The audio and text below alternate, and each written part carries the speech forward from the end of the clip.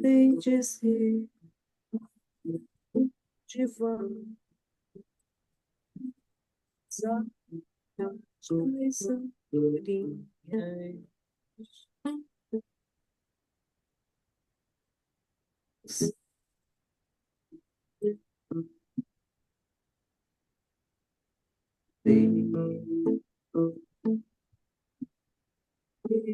Sei dizer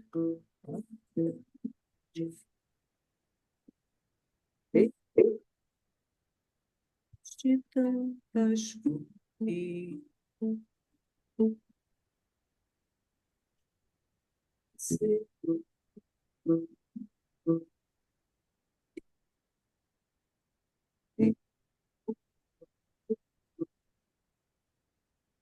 sei dizer que dentro de mim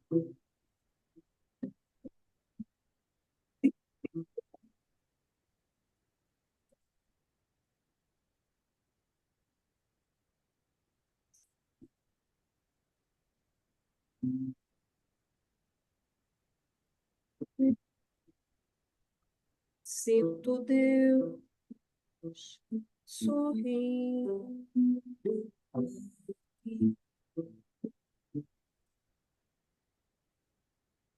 Sinto Deus sorrindo.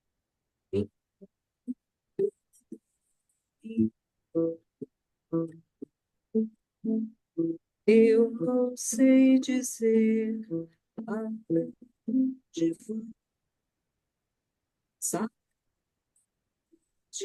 e desencanto. Eu não sei, eu sei, eu não sei dizer aonde vou, tristezas e alegrias.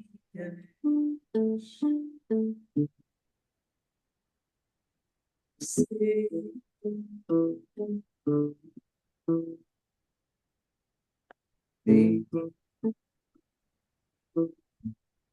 eu só sei dizer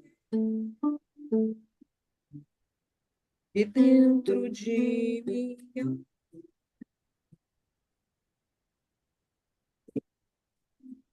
desacando, chorando, sei dizer que sinto Deus.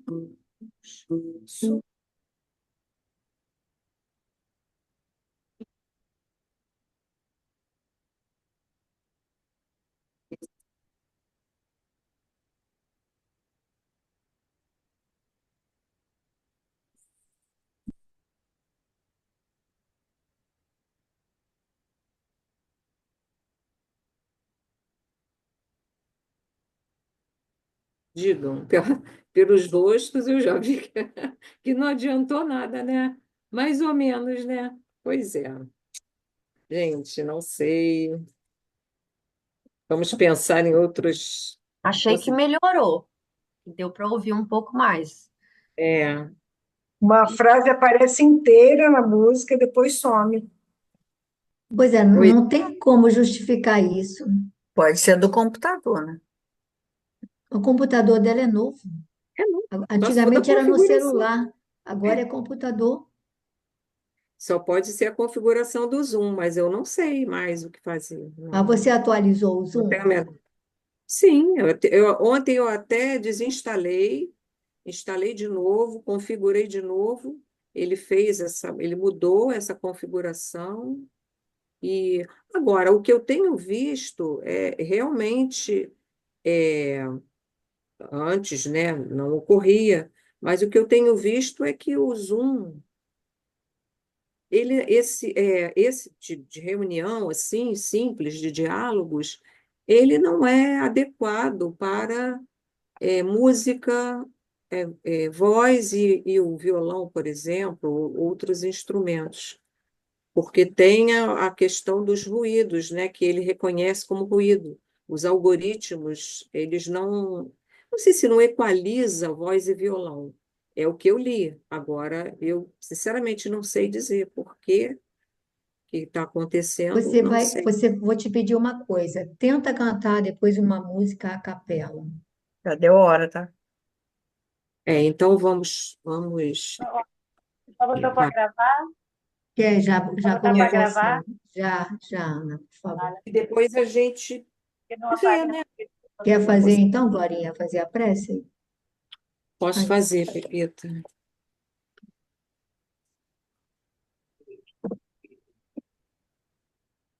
Senhor Jesus, querido amigo, mais uma vez aqui estamos reunidos em teu nome, nessa reunião que nos incentiva, né, a prosseguirmos buscando as melhores formas de caminharmos, de crescermos, apesar de todas as dificuldades que reconhecemos que ainda trazemos. Então, Senhor, pedimos que os nossos benfeitores, que nos envolvem nesse momento, que tutelam essa reunião, possam estar aqui conosco, nos mostrando, a melhor forma de nos expressarmos, de compreendermos as mensagens e de passarmos uns para os outros a nossa visão e a nossa compreensão. Então, Senhor, muito obrigado por todas as oportunidades que nos chegam, né, de estudo, de encontro, de crescimento, e pedimos que fiques conosco hoje e sempre, que assim seja.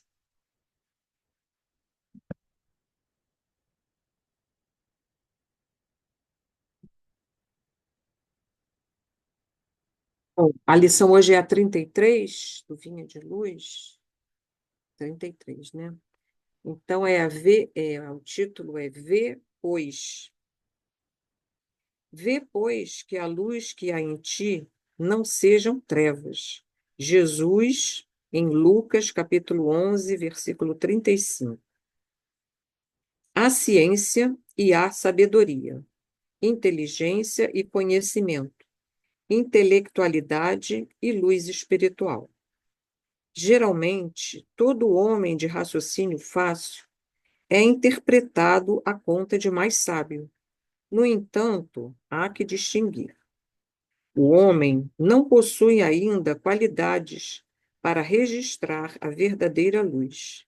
Daí a necessidade de prudência e vigilância.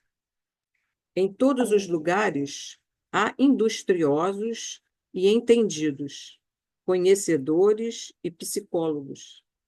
Muitas vezes, porém, não passam de oportunistas prontos para o golpe do interesse inferior. Quantos escrevem livros abomináveis, espalhando veneno nos corações?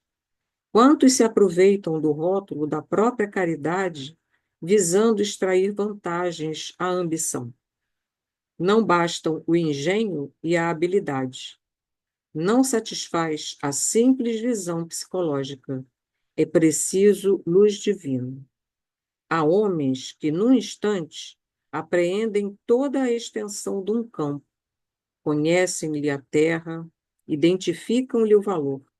Há, todavia, poucos homens que se apercebem de tudo isso e se disponham a suar por ele, amando-o antes de explorá-lo, dando-lhe compreensão antes da exigência. Nem sempre a luz reside onde a opinião comum pretende observá-la. Sagacidade não chega a ser elevação, e o poder expressivo apenas é respeitável e sagrado quando se torna a ação construtiva com a luz divina. Raciocina, pois, sobre a própria vida.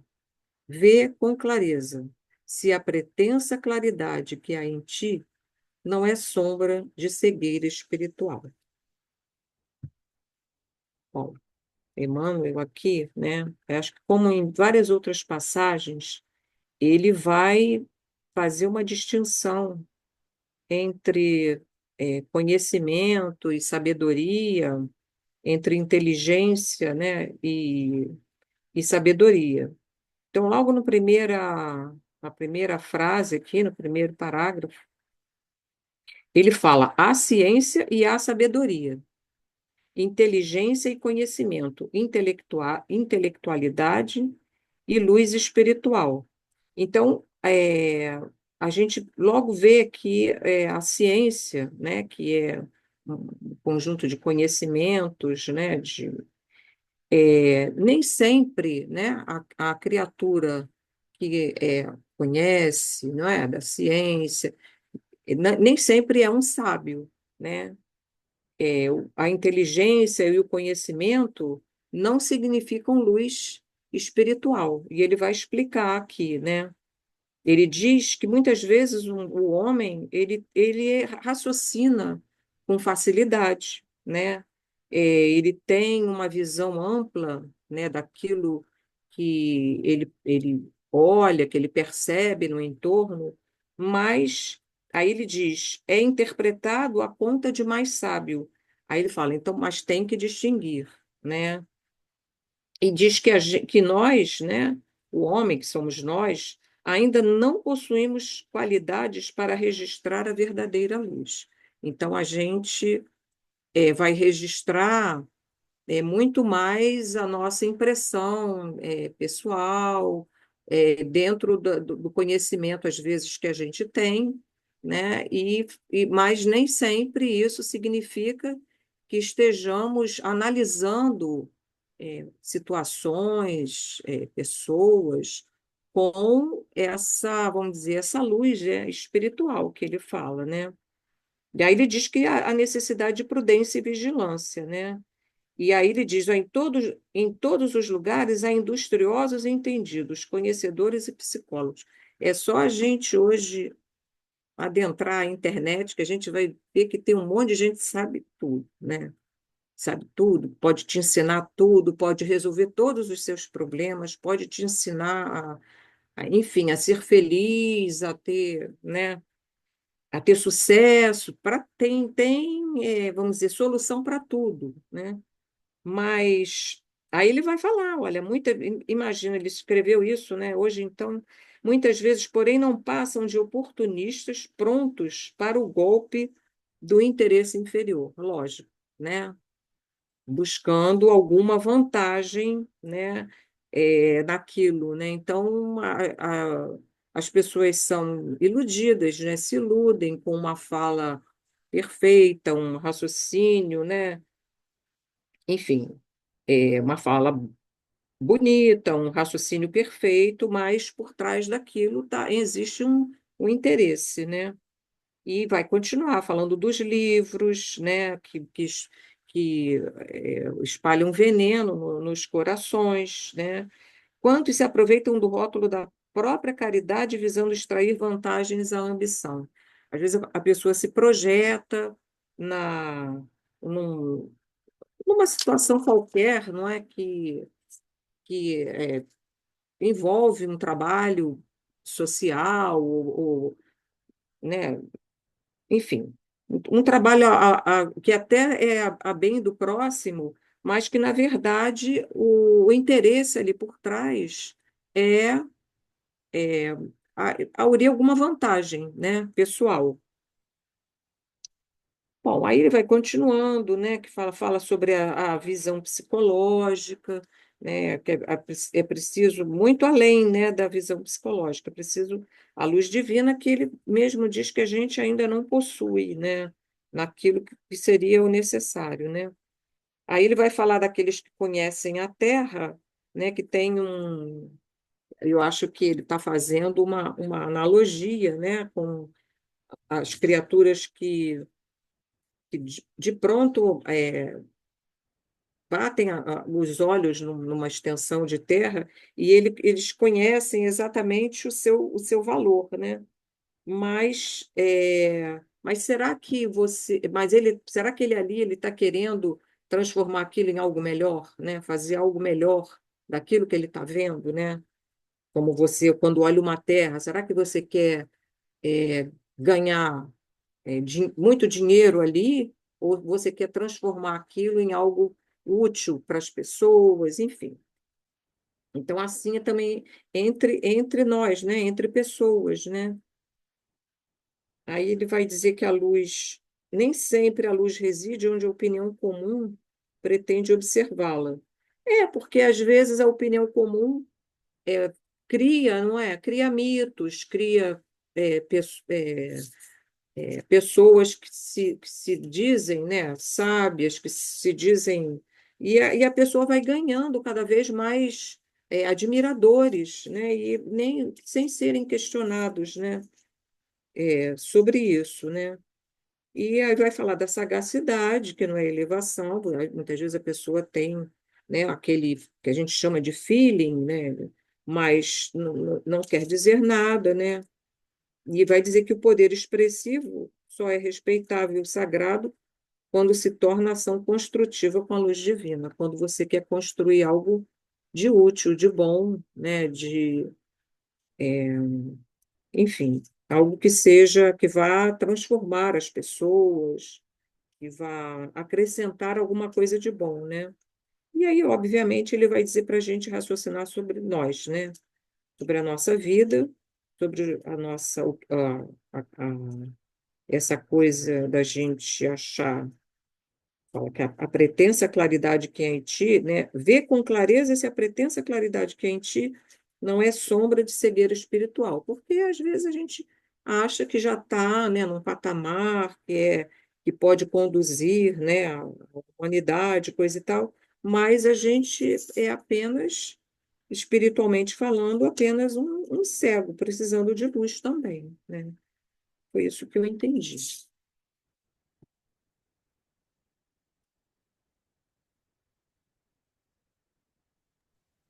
Alguém gostaria de fazer algum adendo, algum comentário sobre a explanação que a Glorinha fez e dizer, acrescentar alguma coisa?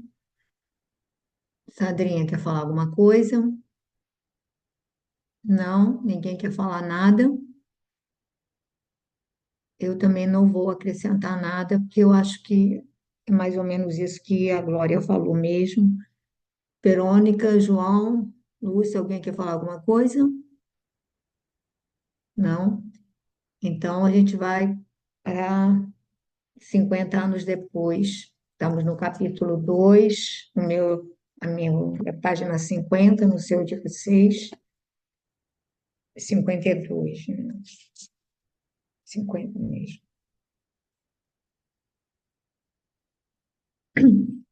Quer começar, Sandra? Começo. É aqui, admirado e enternecido, não é? Isso, isso. É.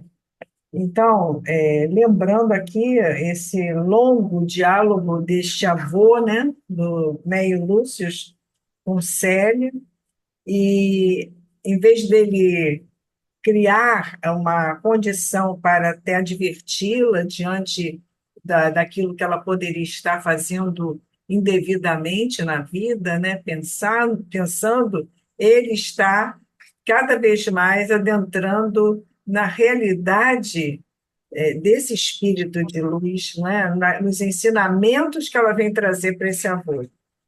Então ele diz assim: admirado e enternecido, descansou a face enrugada na mão direita, meio trêmula, entregando-se a uma longa pausa para coordenar ideias. Ao cabo de alguns minutos, notando que a neta aguardava ansiosa a sua palavra, perguntou com a mesma benevolência: minha filha, esse jovem escravo jamais abusou da tua confiança ou da tua inocência? Ela fixou nele os olhos serenos, em cujo fulgor cristalino podiam ler-se uma candidez e sinceridade a toda prova, exclamando sem hesitar: nunca, jamais Ciro permitiu que os meus próprios sentimentos pudessem tisnar-se de qualquer tendência menos digna. Para demonstrar-vos a elevação de seus pensamentos, quero contar-vos que um dia, quando conversávamos à sombra de velha oliveira, notei que sua mão pousava levemente em meus cabelos, mas no mesmo instante, como se nossos corações se deixassem levar por outros impulsos, retirou-a, dizendo-me comovido: Célia, minha querida, perdoa-me. Não guardemos qualquer emoção que nos faça participar das inquietações do mundo, porque um dia nos beijaremos no céu, onde os clamores da malícia humana não poderão atingir-nos. Neio Lúcio contemplou de frente a neta, cuja sinceridade diamantina lhe irradiava dos olhos cândidos e valorosos, exclamando: Sim, filha, o homem a quem te consagras possui um coração generoso e diferente do que se poderia presumir no peito de um escravo ao inspirar-te um amor tão distante das concepções da mocidade atual. E acentuando as palavras, como se quisesse imprimir-lhes nova força, com vistas a si mesmo, continuou após ligeira pausa. Além disso, essa nova doutrina, qual a aceitaste, deve conter uma essência profunda, dado o maravilhoso elixir de esperança que destila nas almas sofredoras. Acredito agora que o vídeo não sondou bastante o assunto para conhecer a questão nas suas facetas numerosas. É verdade, avô, respondeu confortada, como se houvesse encontrado um bálsamo para as suas feridas mais íntimas. Meu pai, a princípio, não receava que analisássemos os estudos evangélicos, considerando-os perigosos. Somente depois das intrigas de Pausânias, supôs que as doutrinas do Cristo me houvessem acarretado qualquer deficiência mental em virtude da minha inclinação pelo jovem liberto.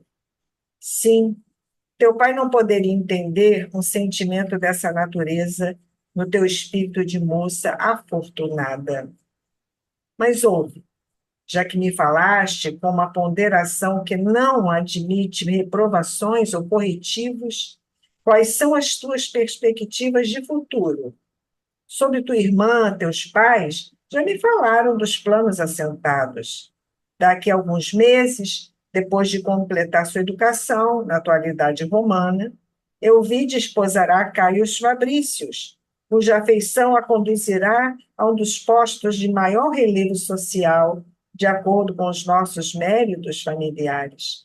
Mas a teu respeito, perseverarás, porventura, nesses sentimentos? Vamos dar uma paradinha, Sandrinha, que já tem É porque praticamente agora vai 2. mudar É, o ritmo da prosa, né? é. Vamos lá. Então, como eu estava colocando rapidamente no início, não é? Esse avô está cada vez mais, porque ele era um homem bom, um homem inteligente, um homem experiente, ainda vivendo naquela sociedade romana, sem dúvida alguma, mas ele já possuía sensibilidade suficiente para avaliar o que a neta vinha conversando com ele ali, se colocando, não é, com a clareza, com o coração aberto para ele. Então, primeiro que tudo, é a preocupação dele, né? Se o Ciro havia abusado da confiança, da inocência de Célia. Primeira coisa ali, esse jovem escravo jamais abusou da tua confiança ou da tua inocência? E achei interessante que, de início, ela vai responder claramente que nunca, né? Mas ela vai dizer: Ciro permitiu, jamais Ciro permitiu que os meus próprios sentimentos. Então, ela se coloca primeiramente, e não coloca o Ciro a tentar abusar dela, a ter outros interesses bem ligados a esse mundo material. Então, ela primeiro diz que os meus próprios sentimentos pudessem tisnar-se de qualquer tendência menos digna. E, mais adiante, não é? Ela vai contar que, numa situação lá bem simples, os dois conversando ali, junto àquela velha oliveira, Só o tocar nos cabelos dela poderia despertar neles a vontade natural, não é? Do abraço, do beijo, enfim, da troca de confidências amorosas, naturais nessas condições. E ele é o primeiro a justamente dizer para ela: não guardemos qualquer emoção que nos faça participar das inquietações do mundo. E aí eu fiquei aqui refletindo, não sei se vocês, é o que vocês pensam a respeito disso. O fato de estarem dois corações que estão realmente se amando juntos não seria participar de inquietações. Pelo contrário, seria, no momento reencarnados, eles estarem vivendo essa relação de amor, de confiança, enfim, né? Envolvendo o sexo, naturalmente, não é? Não teria mal algum. Mas, mais do que nunca, aqui eu acho que entra o aspecto da condição, a diferença da condição social de Célia, não é?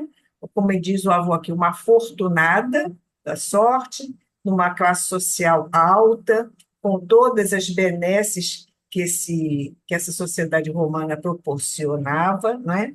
E este escravo, não é? Este homem que não poderia nem pensar em chegar perto dela. Então, acredito que por isso, Emmanuel já vai nos preparando para mostrar. Não guardemos, então, qualquer emoção que nos faça participar das inquietações do mundo. Ele já nem espera, ele já nem tem realmente a esperança de vir a concretizar qualquer relacionamento afetivo nesta vida com Célia.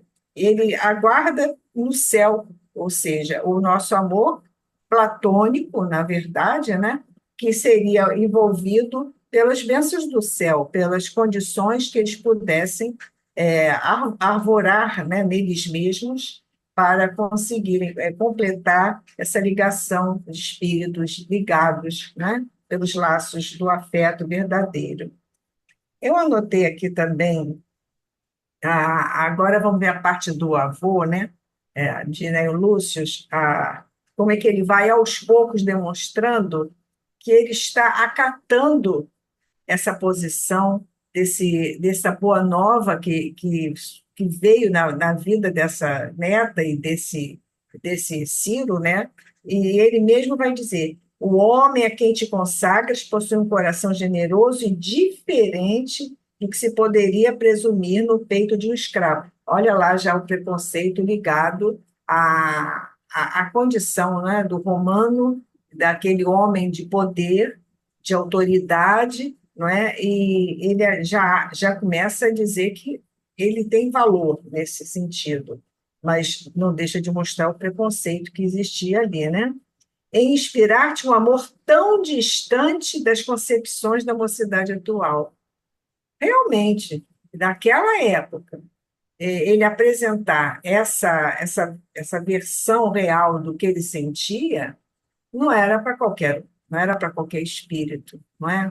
Era sinal do apreço e do amor que ele já nutria por ela, e ele não tinha a pretensão de ultrapassar os limites que aquela sociedade lhes impunha. Além disso, novamente o avô, essa nova doutrina, ou seja, a colocação de Célia é tão contundente, eu diria, né?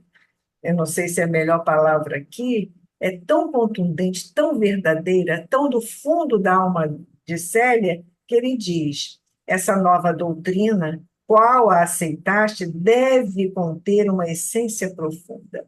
Então, este homem, este idoso, foi tocado pela verdade da Boa Nova. E ele vai demonstrar isso tempos depois, com certeza, não é? Então, ele deve conter uma essência profunda e o elixir da esperança, porque ela deixa claro para ele que não, que há muitas existências, que há muitas vidas e que a gente vai num processo de prosseguir. Há uma lei maior, não é? Essa lei divina, para que nós prossigamos e tenhamos a oportunidade de nos melhorar a cada passo, não é? Então, ele agora, ele reconhece que o Elvídio não se preocupou de adentrar mais a fundo nos sentimentos da filha, nas questões que a envolviam nesse relacionamento, não é, de amor. E mais adiante ela vai colocar como a presença de Pausânias, né, criando problemas, criando fofocas, criando absurdos, inverdades, como é que ainda prejudicou mais a convivência dela com o Ciro. Imagina que ele botou, supôs que as doutrinas do Cristo me houvessem acarretado qualquer deficiência mental. Então, nem passava pela cabeça daquele pai, acostumado àqueles relacionamentos próprios daquele grupo onde ele reencarnou, né? Uma família daquelas importante, tradicional, desse império, ele não podia imaginar que a filha estivesse realmente bem, emocionalmente e psicologicamente. Então, ele supunha que poderia estar com deficiência mental. A esse ponto, não é? E aí ele diz, seu pai, o avô diz, seu pai não poderia entender um sentimento dessa natureza no teu espírito, de moça afortunada. Ele não tinha condições, faltava-lhe condições de compreender, não é? Esse valor da Célia, é o real sentimento que ela nutria pelo Ciro. Fazendo aqui um contraponto com a própria irmã, né? Quem era a irmã? A irmã, Euvídia, ia percorrer nesta encarnação aqueles caminhos presumidos e já orientados por aquele grupo social. Ela ia se casar muito bem aqui com Carlos Fabrícios, a posição social dela estava garantida, a importância dada, não é, a esse papel social, as conquistas materiais, é muito grande aqui.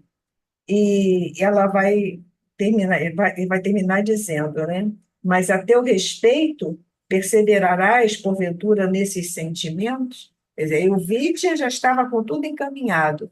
E você? Você vai fazer o quê? Vai aquecer, vai aceitar outro pretendente dessa sociedade? E aí a gente vê que a coisa é bem diferente, né? Podem falar. Então, alguém gostaria de falar mais alguma coisa desse trecho que a Sandrinha leu? Algum comentário? Não? Bom, então vamos prosseguir. Você quer ler um pedaço? Repita, eu, dependendo, vou ter que sair um minutinho. Tá Aí, bom. estou de sobreaviso aqui. Acho que a Rose está em casa. Quer ler, Rose, um pouco? Meu avô respondeu com humildade. Caio Fabrícios, com os seus 35 anos maturados, cheio de delicadeza e generosidade, há de fazer a ventura de minha irmã, que bem o merece. Perante Deus, Euvídia fez jus às sagradas alegrias da constituição de um lar e de uma família. Junto do meu coração pulsará um outro, que lhe enfeitará a existência de mimos e ternuras. Quanto a mim, presinto que não obterei a felicidade como a sonhamos nessa vida. Desde a infância, tenho sido triste e a amiga da meditação, como se a misericórdia de Jesus estivesse a preparar-me em todos os ensejos para não faltar os meus deveres espirituais no instante oportuno. E fixando no ancião, o olhar percussiente e calmo prosseguiu. Sinto pesar-me no coração muitos séculos de angústia. Devo ser um espírito muito culpado e que vem neste mundo de maneira a redimir-se de passados tenebrosos. Desde a Palestina, minhas noites estão provoadas de sonhos estranhos e comovedores, nos quais Ouço vozes carinhosas que me exortam à submissão e ao sacrifício. Acusada de cristã no seio da família, sinto que todos os meus carinhos ficam sem retribuição e todas as minhas palavras afetuosas morrem sem eco. Dou-me, porém, por imensamente venturosa em acreditar que o vosso coração vibra com o meu, compre- compreendendo-me a- compreendendo-me as intenções e os pensamentos, como se lobrigasse melancolicamente o caminho de sombras do porvir, desdobrado ante seus olhos espirituais. Célia continuou a falar para o coração enternecido do velho amor, velho Velho avô. avô que a idolatrava. Continua, Pepita. Se quiser parar e comentar, tem bastante coisa para você. Exatamente. É muito interessante aqui esse essa conversa que ela tem com o avô, porque Célia, ela já traz uma lembrança, né, muito grande de outras vidas, né? E ela comenta que num parágrafo que ela diz: quanto a mim, presinto que não obterei a felicidade como a sonhamos nessa vida. Ou seja, ela já pressentia que nessa encarnação ela não teria o mesmo caminho que a irmã dela iria ter. E aí ela comenta, né, que desde a infância dela ela se sente triste e amiga da meditação, como se a misericórdia de Jesus estivesse a preparar-me em todos os ensejos para não faltar aos meus deveres espirituais no instante oportuno. Ou seja, ela já tinha aqui um coração que realmente estava sendo preparado para essa vida, para que ela realmente ela tivesse cumprisse a missão dela. Missão essa que não era igual à da irmã. Aí ela continua, né? Sinto pesar-me no coração muitos séculos de angústia. E ela faz uma reflexão assim, muito interessante que ela fala, né? Devo ser um espírito muito culpado. Olha que interessante, nessa época ela já fazia essa reflexão, né, de muitas vidas, da reencarnação, e já falava, né, de como é que Jesus já estava preparando ela para a missão nessa encarnação dela, né? E ela continua, acusada de cristã no seio da família. E aí ela diz: sinto que todos os meus carinhos ficam sem retribuição. Ou seja, ela era a única cristã ali naquela família, né? E que as palavras delas ainda não tinham eco. Mas, ao mesmo tempo, ela entendia que o avô estava entendendo o que ela estava falando, né? Que o avô estava conseguindo vibrar naquilo que ela estava sentindo, né? E isso era muito interessante, né? E ela continua aqui. Dos meus sonhos proféticos, tenho visto uma cruz a que devo abraçar com resignação e humildade. Ou seja, ela já tinha uma consciência aqui muito grande na missão dela nessa vida. Ela lembrava de algumas lembranças de vidas passadas que ela não tinha feito o que ela deveria fazer, que Jesus preparava ela para uma missão muito grande e que ela deveria abraçar essa missão dessa vez, dessa reencarnação. Isso foi o que eu entendi. Então, e alguém gostaria de falar mais alguma coisa dessa Célia tão sublime, tão meiga, tão, né, quando ele descreve, né, ele a descreve realmente, Emmanuel vai adjetivá-la de uma maneira assim muito, mas muito superior, não é? O olhar, o brilho, a transparência.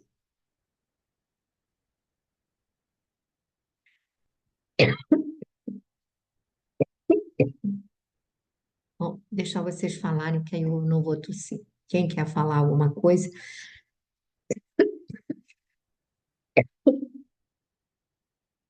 Quem quer falar mais alguma coisa Eu, dessa não, consciência reforçar superior? só essa consciência, mas, sobretudo, também essa mediunidade aflorada de Célia, não é? É uma mediunidade, você vê, ela tem premonições desde a infância, não é? Mais tarde ela está só, mas ela se dá por satisfeita por ter aquele avô que a compreende, era coração para coração, não é? Não precisava, ela estava só, mas ela não estava totalmente só, porque esse avô ela via que a compreendia. E, sobretudo, nesses sonhos proféticos dela, não é? Uma mediunidade pujante. E quanto a essa questão de ser um espírito que vinha, segundo ela, não é? Ressarcir-se com a lei divina ou dificuldade do passado, ela não, isso ela tem na cabeça por enquanto, mas pelo que a gente vê da, da trajetória desse espírito, né? Ela já estava bem longe disso, de acordo com os próprios méritos morais, intelectuais, espirituais dela, né? Mas ela se via justamente nessa solidão, e nisso que aflorava, de que ela precisaria entrar no sacrifício, não é? Ela teria que vivenciar um sacrifício, tudo isso era colocado, ela considerava que ela era muito errada, ela havia falido muito, quando, na verdade, ela vem com essa missão, né? Essa missão muito superior à maioria dos que ainda estão na nossa Terra, né? Reencarnados, com uma missão justamente de mostrar essa realidade do amor de Jesus por todos nós e a aquisição real do Espírito, não é? Sandrinha, eu concordo plenamente. Até porque os espíritos muito superiores, eles sempre se colocam, você vê o Chico, como se coloca como se fosse o pior, o mais ínfimo de todos. Então, ela, como ela sabia que a vida dela seria uma via crucis de martírios inomináveis, ela diz: bom, é porque eu devo ter errado muito lá atrás. Mas eu acho que ela vem até para bem numa missão, digamos assim, sacrificial para tentar alavancar esse grupo familiar que, em momento algum, a compreende. Veja só, o fato de ser julgada cristã já a privava do carinho mais diferenciado da mãe, ou seja, ela é cristã, vamos deixar ela no cantinho. Ela já ficava, ela não comungava dos ideais da família, que eram ideais mundanos, ou seja, era o prestígio social, ou alcançar um casamento bem-sucedido, o que é que aquele casamento ia trazer em termos de benefícios sociais. Então, todos assim, os objetivos, as metas dessa família estavam focadas aqui no chão, no imediatismo transitório daquele mundo, e ela estava com a visão lá na frente. Ela estava no topo da montanha, eles estavam lá no vale. E aí realmente eles jamais poderiam compreendê-la. Mas ela, a gente percebe isso, que espíritos superiores, eles já adquiriram humildade, que é coisa que a gente não tem, mas eles têm. Então, eles nunca se colocam com os valores que de fato já possuem. Então, eu acho que ela já reencarnou numa condição de sublimada, né? Mas alguém quer falar alguma coisa? Não? Quer ler um pouquinho, Verônica?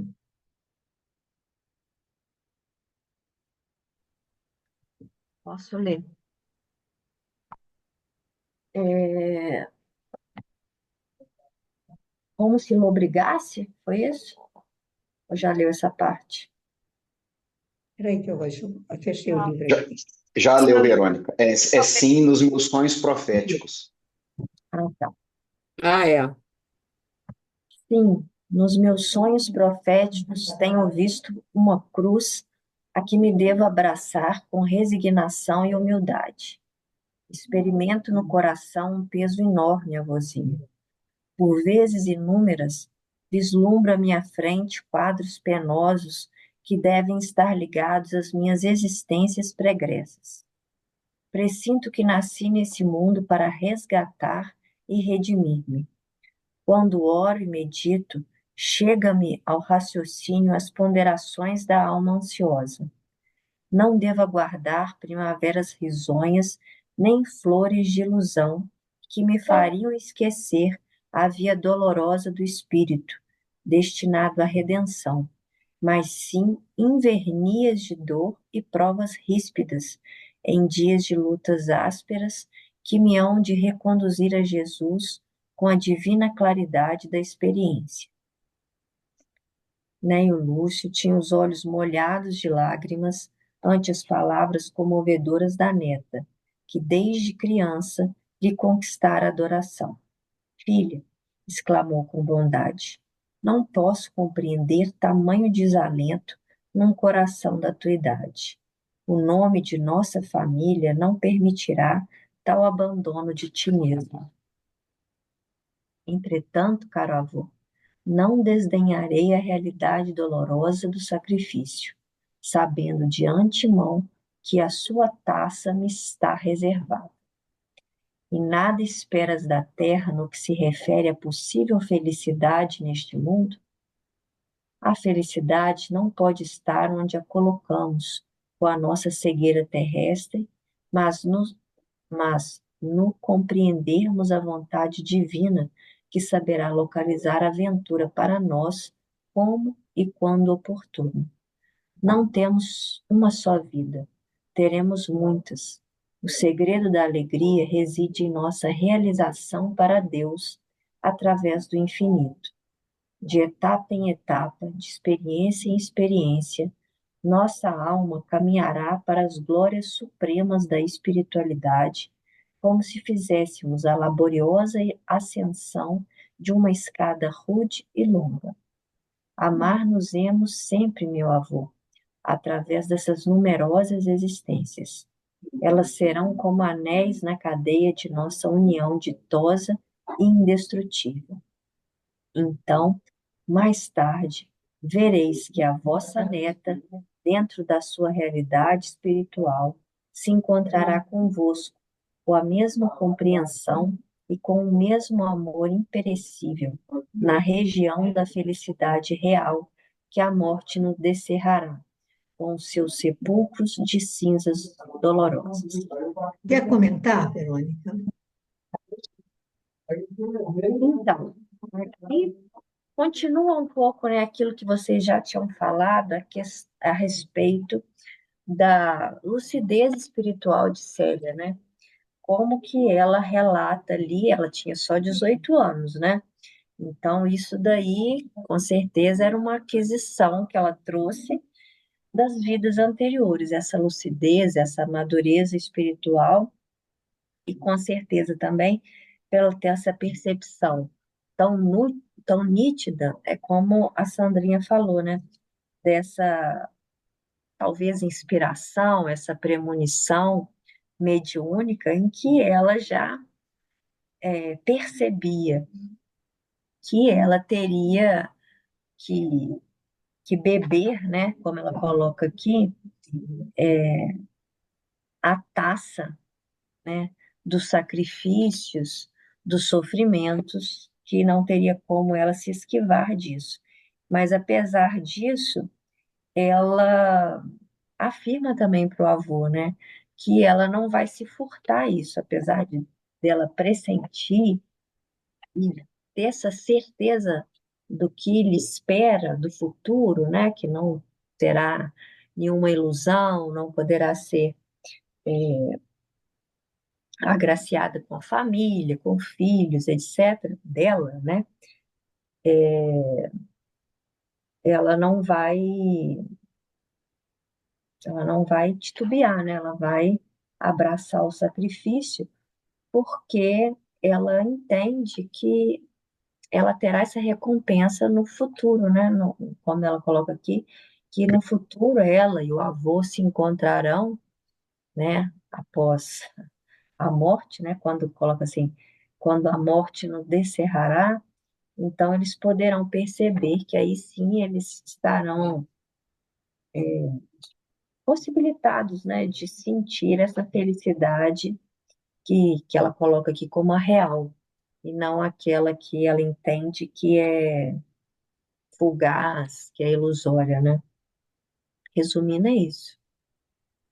É impressionante que aqui nesse trecho ela faz exatamente é é, uma assim, tá anunciando um futuro que é atual, nessa encarnação em que ela não estava encarnada e que o Neio Lúcio, já desencarnado, naquele Sementeira de Luz, nas mensagens que ele transmite para os filhos, para a nora, ele fala dos encontros dele, quer dizer, para ele, a dádiva maior na espiritualidade é quando ele recebe, quando ele faz aniversário de desencarne e as crianças levam a rosa, a flor que Célia teria enviado para ele com o perfume. Aí ele diz: Eu senti naquelas pétalas a essência e o perfume de Célia. E também quando ele vai a uma reunião e que ele diz: Estive com Célia, apesar, digamos assim, da condição dela ser infinitamente mais elevada do que a do avô, mas o avô já desprendido, já nessa última etapa, e ele fala, é, passeou comigo, né? Quer dizer, teve um momento em que ela estava sendo homenageada por legiões e legiões de espíritos daqui da Terra, de outros planos, e aí tem um momento em que ela se desprende e vai passear com ele de braços dados, e aí ele diz que parecia que estavam na velha Roma, como antigamente, como avô e neto. E olha que eles já tiveram aquela reencarnação lá em Alcione, ele faz parte ainda, ele se identifica ainda é, digamos assim, de uma certa maneira, avô dela, apesar da convivência não ser tão estreita, mas aqui ela faz um prognóstico do que vai acontecer no futuro, que realmente acontece. Aí ela vai dizer exatamente desse amor imperecível e que, apesar de toda a elevação dela, ele fala isso na carta para os filhos, apesar de toda essa condição, aquele momento ela era a neta e ele era o avô lá de antigamente. Conversavam de tudo como antigamente e se entendiam plenamente, né? Então aí a gente vê que o amor, quando é sublime, quando ele para, né? Ele para a eternidade, séculos, milênios, não há distância, não há distância para aqueles que se amam verdadeiramente, né? Alguém quer falar mais alguma coisa? Não? João, você quer ler um pouquinho? Meio sim. Só fiquei assombrado nesse último parágrafo que a Verônica leu, da clareza reencarnacionista dela, né? Como é que ela aborda, ela traz aqui, né, para o avô. Ela fala lá em cima da cegueira terrestre, mas a gente vê que a visão espiritual dela é muito forte, muito clara, né? E esse parágrafo, a gente às vezes precisa perguntar às vezes para um espírita que entende de doutrina e não vai trazer esses conceitos tão claros e tão nítidos quanto ela trouxe lá naquela época. Então, assim, quando a Verônica leu, eu fiquei assim, até chocado Mas, com, né? João, é porque o nosso entendimento da doutrina está na superfície. É, O dela já estava nas já tinha suas, sabe, transcendido, no né? âmago, na sua essência. Ela Exato, já tinha conquistado essas virtudes. É diferente. perfeito. Atualmente, aos vossos olhos, serei, talvez, sempre triste e desventurada, mas no íntimo guardo a certeza de que as minhas dores constituem o preço da minha redenção para a luz da eternidade. Segundo me falam os augúrios do coração em suas vozes silenciosas e secretas, não terei um lar constituído especialmente para a minha ventura nesta vida. Viverei incompreendida, de coração dilacerado, no caminho acerbo das lágrimas remissoras. O sacrifício, porém, será suave, porque na sua exaltação sinto que encontrarei a estrada luminosa para o reino da verdade e do amor que Jesus prometeu a todos os corações que confiassem no seu nome e na sua misericórdia bendita. Os olhos de Célia elevaram-se para o alto, como se o espírito aguardasse ali mesmo, junto do velho avô, as graças divinas vislumbradas pela sua crença cheia de luminosidade e de esperança. Cnéio Lúcio, todavia, aconchegou-a de mansinho ao coração, como se o fizesse a uma criança, falando-lhe com acentuada ternura. Filhinha, estás cansada. Não te justifiques por mais tempo. Conversarei com Elvídio a respeito dos teus mais íntimos pensamentos, elucidarei a tua situação perante o seu conceito. E chamando Márcia, a filha mais velha, que representava junto da sua velhice confortada o papel de anjo tutelar e carinhoso, o respeitável Patrício acentuou: Márcia, nossa pequena Célia, precisa de tranquilidade e repouso físico. Conduze-a ao teu quarto e fala descansar.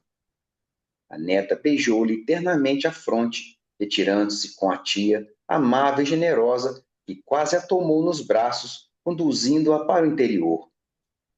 A noite já ia adiantada, enchendo o céu romano de caprichosas fulgurações. Nélio Lúcio, absorto em profundos cismares, abismou-se num mar de conjecturas. Seu velho coração estava exausto de palpitar na incompreensão dos arcanos do mundo. Também fora jovem e também nutrira sonhos.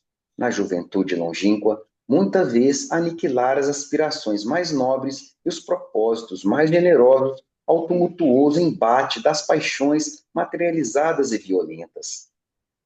Somente as brisas cariciosas da reflexão, na idade madura, lhe haviam sazonado as concepções espirituais, caminho de uma compreensão cada vez maior da vida e de suas leis profundas. Desde que se habituara a meditar sinceramente, assombrava-lhe o espírito os fantasmas da dor e os espantosos contrastes dos destinos humanos, apesar de arraigado às tradições mais puras dos antepassados e não obstante havê-las transmitido com fidelidade e amor aos descendentes. Seu coração não podia aceitar toda a verdade divina encarnada em Júpiter, símbolo antigo e consubstanciava todas as velhas crenças. Quer comentar, Júlio? Principalmente esse primeiro aqui, né? Esse início aqui da leitura, eu fiquei lembrando, né, que ela fala aqui, né? Que as dores dela guardam, né, o preço da redenção para a luz da eternidade. E esse segundo parágrafo, né? Assim, eu lembrei daquela frase de Emmanuel, né? Que é preferível chorar aos aguilhões da resistência do que sorrir aos narcóticos da queda. Então, ela tinha essa certeza, né? Porque muitas das vezes a gente busca Jesus, mas sem buscar a nossa cruz. E a gente vai encontrar a cruz sem Jesus, né? Então, ela entende o fardo dela, né? Ela entende ali, ela já tem, né, traz muito claro, muito nítido, tudo aquilo que ela vai passar, tudo aquilo que ela vai enfrentar, mas ela sabe que, eu lembrei do fardo é leve e o jugo será suave, que Jesus fala, né? Que com ele o seu fardo é leve, o seu jugo, que ela fala que ela entende todas as desventuras, vamos dizer assim, para o entendimento do mundo, né, de não constituir uma família, né, de não ter talvez tudo aquilo que a irmã vai ter, que para aquela sociedade, que para os olhos do mundo, aquilo que é a felicidade, aquilo que é sinônimo de vitória, de conquista, ela entende que, mesmo assim, né, por tudo que ela vai, né, por todas as incompreensões, por todos, né, os sofrimentos que ela vai trazer ao coração, ela entende que aquilo ali será suave, porque ela, né, nessa sua exaltação, ela vai encontrar, né? Ela vai caminhar por uma estrada luminosa para o reino da verdade e do amor, que Jesus prometeu a todos os corações que confiassem no seu nome e na sua misericórdia bendita. Então, você vê que eu acho que ela já trouxe isso, mas nesse contato lá que ela fala ali mais para trás, na Palestina, com a mensagem de Jesus, aquele ali parece que deu aquele, né, como se fosse acionou aquele gatilho e se descortinou para ela todas essas verdades espirituais, né? E eu acho bonito que, né, que no caminho dela tem um avô, né, que com certeza já é um espírito muito ligado a ela, né, e já apesar de não compreender inteiramente, né, essas verdades, mas já é um espírito já mais sublimado de todos os que estão ali caminhando com ela, já tem uma sensibilidade mais aflorada, então ele a entende, ele a acolhe, então isso vai ajudar muito a ela, né, nessa caminhada de provas que ela vai ter para frente. Aí depois ele traz algumas descrições e no final, né, que eu achei bonito isso, né, ele reconhece toda essa turbulência, às vezes ele julga que é da juventude, né? Mas ele vê que com a madureza, e basta a gente, às vezes, né, quando ele passou a meditar, quando ele passou a sair dessa visão muito rasa nossa e se aprofundou mais nas coisas da vida, ele entende, ele até mesmo já questiona, né?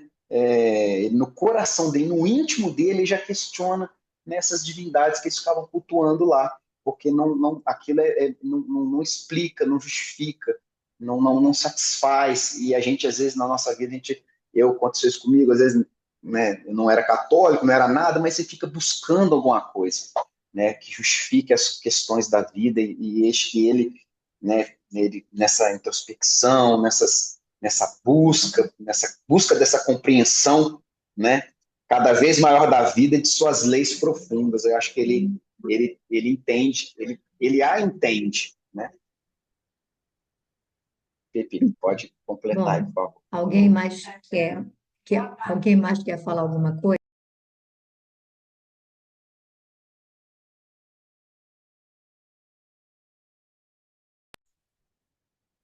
Ninguém mais quer falar nada?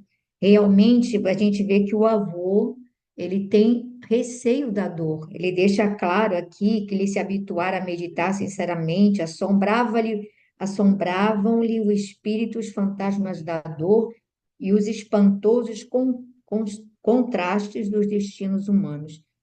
E aí ele vai falar exatamente daquilo que o João já falou, dessas tradições que, na realidade, elas não acalentam o coração, elas não trazem esperança, não, de alguma maneira, asserenam a tua ansiedade diante dos embates do destino.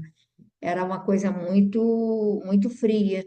E aí, ver a neta com aquela idade, com aquela juventude, tão preparada para o enfrentamento dos caminhos escabrosos que a aguardavam, tão determinada e resignada desde já, digamos assim, a acatar uma vida que será de sacrifícios e de martírios, sem reclamar, sem esbravejar, sem. Gente, é realmente esse avô, como a Gracinha falou, né, na semana passada, e alguém também aí já falou, esse avô é que está aprendendo, ela está dando uma lição enorme para ele, matéria para ele poder refletir e repensar todos os valores das tradições que eram áridas, que não traziam nenhum conforto espiritual para a criatura, não traziam nenhum lenitivo para o sofrimento humano e não explicavam também a desigualdade existente entre os seres humanos, né? Que era algo assim bem injusto, né? Se você considerar que uma pessoa podia ser escravizada porque tinha uma dívida ou porque né, o seu povo perdeu uma batalha e aí ela é escravizada, é retirada da família, enfim, submetida a uma série de infortúnios. E aí, se você parar para pensar, aonde estaria a justiça de tudo isso se você não acredita na reencarnação, se você acha que acaba? Gente, devia ser muito doloroso viver naquele tempo, né? Porque terminava uma batalha, começava outra, e tinha os vencedores, mas tinha os oprimidos, e tinha toda uma série de circunstâncias dolorosas, e o povo não tinha nem o essencial para o povo mesmo, o essencial para se alimentar decentemente, né? Então a gente fica imaginando aí esse avô agora ele está tendo através da neta a oportunidade de repensar tudo isso e avaliar o que ela está falando do cristianismo, né? Pela lógica, pela lucidez, né? E pela amorosidade, porque ele percebe nessa neta uma lucidez que ele não encontra em nenhuma outra pessoa, uma determinação, uma serenidade, como ele diz assim, a inocência, a transparência de sentimentos nobres, aquela coisa. Então, isso tudo vai fazer com que esse avô dê uma repensada em todos os seus valores, não tem dúvida, né? E Mas é por até. isso. Ah, tá. Fala, Verônica. Não, nada demais, mas até o fato dele se habituar a essas meditações, eu acho que isso faz com que ele, né, com essas diferenças de destino, com a dor, faz com que ele passe a não encontrar uma resposta em Júpiter e passe até a refletir isso que a Célia comenta com ele, porque na maioria das pessoas ninguém medita, né? Até hoje, assim, né? Ninguém medita nessas diferenças, dos porquês, das explicações da vida. Então, assim, apesar dele colocar desse medo, assim, né, da dor e dos contrastes, essa tarefa já é ele faz, né, já é um passo, né, para ele, né?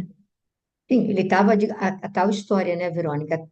Exatamente por esse proceder dele, por esse espírito voltado para a leitura, para a reflexão, ele está aberto para entender essa neta e para, digamos assim, acatar essa argumentação e essa é como se fosse assim, a semente caindo num terreno fértil, num terreno trabalhado, arado.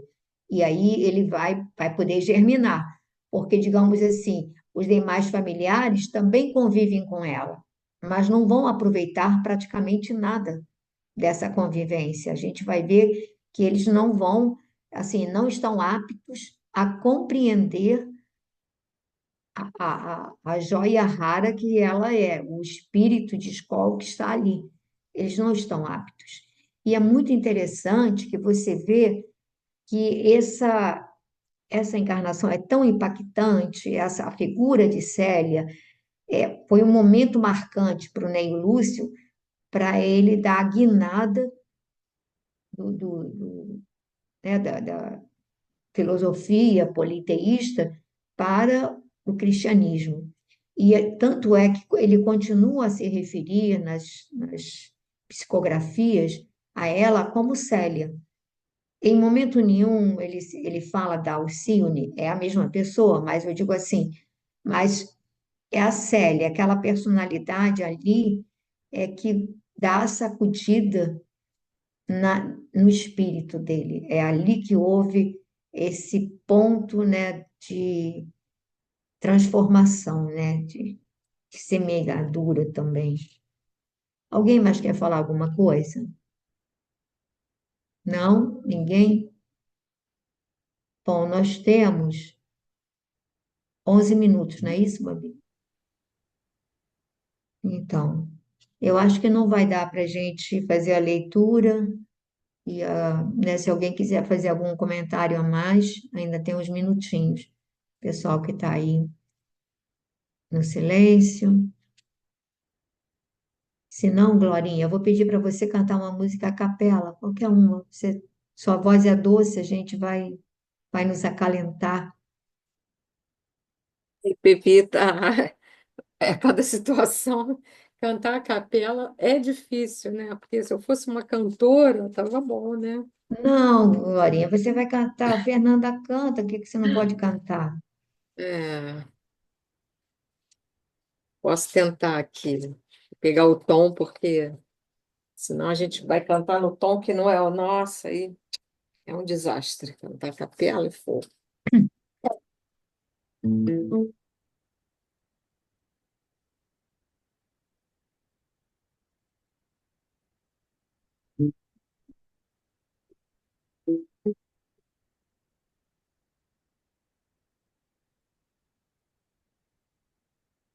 Mestre, se aproxima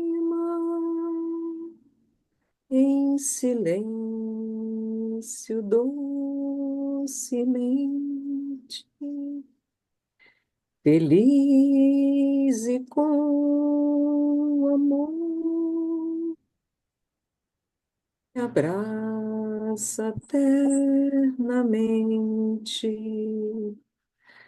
As aflições se afastam, em paz eu tenho a mente, em sua onipresença eu vivo livremente. No doce livre tom, a voz do mestre ouvi, vibrando no silêncio e dizendo: Estou aqui.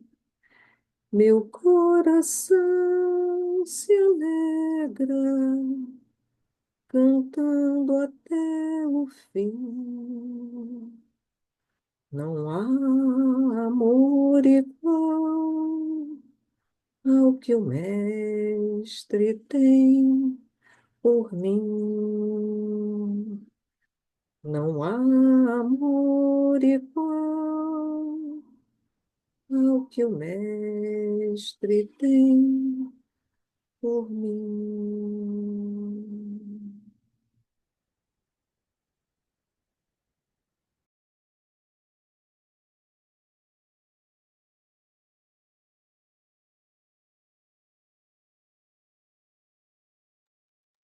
Pepita, você tá Então, sem você está som, meu sem. bem. Então, eu vou pedir a Sandrinha para fazer a prece, se possível. Sim, sim. Vamos juntos, então, queridos amigos, embalados por esta voz, por esta mensagem, tendo a certeza, Jesus querido, amados mentores, que tu estás conosco todas as vezes que buscamos a ti de coração. Permita, Senhor querido, que esses ensinamentos trazidos hoje por Célia, por Neio Lúcius, possam se refletir em nossas atitudes, buscando essa renovação, Senhor, tão fundamental para nossas almas. Senhor, tu sabes do que trazemos, das dificuldades que plantamos ao longo do nosso caminho, mas também, Senhor, reconhecemos a tua misericórdia, auxiliando-nos quando a nossa vontade desperta para os erros praticados, para as dificuldades desnecessárias do caminho. Fortalece-nos, Jesus, nos embates da vida, na possibilidade que temos, Senhor, de hoje buscar um rumo diferente da nossa história. Abençoa todos que aqui se encontram, Senhor, os encarnados que somos nós, os desencarnados aqui trazidos. Possam as vibrações de amor aqui se refletirem lá fora, Senhor, onde campeia a dor, o desespero, a desesperança, Senhor, e a busca do material, Senhor. Permita, Mestre, que essa espiritualidade querida possa auxiliar aqueles que mais necessitam. Os nomes colocados em irradiações de nossas casas, aqueles tantos que surgem agora em nossas telas mentais. Permita, Senhor, que possamos cada vez mais agradecer.